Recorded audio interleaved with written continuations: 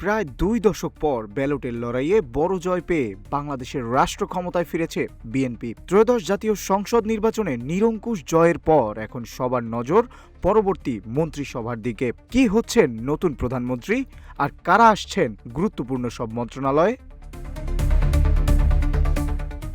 2 দশক পর রাজপথে দীর্ঘ লড়াই আর প্রতীক্ষার অবসান।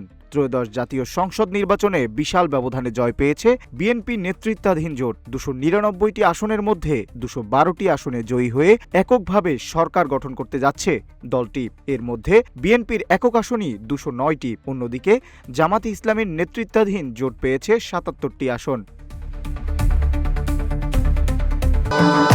ভবিষ্যৎ হোক নিরাপদ, বিনিয়োগ হোক বিশ্বস্ত, আর আমার পছন্দ সল্ট বে। ওয়েলকাম টু সল্ট বে। এই জয়ের মাধ্যমে নতুন ইতিহাস গড়লেন বিএনপির ভারপ্রাপ্ত চেয়ারম্যান তারেক রহমান। দীর্ঘ 17 বছর লন্ডনে রাজনৈতিক আশ্রয়ে থাকার পর গত বছরের 25শে ডিসেম্বর দেশে ফিরলেন তিনি। নির্বাচনের ফলাফলে দেখা যাচ্ছে ঢাকা 17 এবং বগুড়া 6 উভয় আসন থেকেই জয়ী হয়েছেন তিনি। দলের আগের ঘোষণা অনুযায়ী তিনিই হতে যাচ্ছেন বাংলাদেশের পরবর্তী প্রধানমন্ত্রী। নতুন মন্ত্রিসভার গঠন নিয়ে এখন রাজনৈতিক মহলে বইছে চমকের হাওয়া। বিএনপির দলীয় সূত্রে জানা গেছে দলের মহাসচিব মির্জা ফখরুল ইসলাম আলমগীরকে দেখা যেতে পারে রাষ্ট্রপতির দায়িত্বশীল পদে। এছাড়া মন্ত্রিসভার গুরুত্বপূর্ণ দফতরগুলোতে রয়েছে চমকপ্রদ পরিকল্পনা।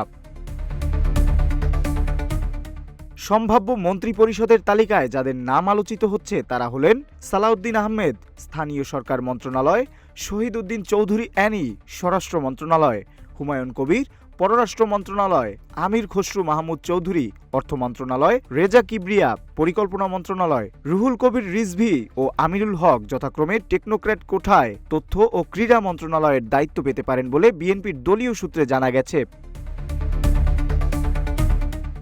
বিএনপির স্থায়ী কমিটির সদস্য সালাউদ্দিন আহমেদ জানিয়েছেন, সরকার গঠনের ক্ষেত্রে কারো সঙ্গে জোট করার কোনো চিন্তাই দলের নেই। বিএনপি একাই সরকার গঠন করবে।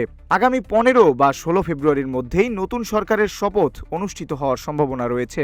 তবে অন্তর্বর্তী সরকারের উপদেষ্টাদের তথ্য মতে 17 বা 18 ফেব্রুয়ারি শপথ গ্রহণের চূড়ান্ত তারিখ হতে পারে। নির্বাচন কমিশনের দেয়া তথ্যমতে এবারের নির্বাচনে 59.44% ভোট পড়েছে। দীর্ঘ প্রতীক্ষিত এই সরকার গঠনের মাধ্যমে দেশে গণতন্ত্রের নতুন যাত্রা শুরু হবে বলে মনে করছে বিজয়ী দল বিএনপি। নিউজ ডেস্ক, রূপালী বাংলাদেশ।